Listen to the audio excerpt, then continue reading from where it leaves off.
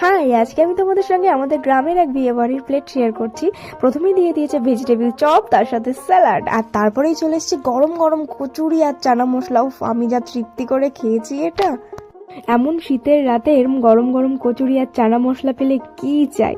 তারপরেই দেখো দিয়ে দিয়েছে সাদা ভাত, তার সাথে ভেজ ডাল, আর তার সাথে ছিল এত সুন্দর একটা এঁচোড় চিংড়ি। এঁচোড়টা হাতে দিতেই গলে যাচ্ছে, আহা কি যে সুন্দর স্বাদ ছিল। আর চিংড়ি তো ভরপুর ছিল এঁচোড় চিংড়িটাতে। আর তারপরেই চলে এসছে কাতলা কালিয়া। মাছটা ভীষণ ফ্রেশ ছিল, ভীষণ ভালো রান্না হয়েছিল। তারপরেই দেখো দিয়ে দিয়েছে আস্তে একটা লঙ্কার সঙ্গে চাটনি।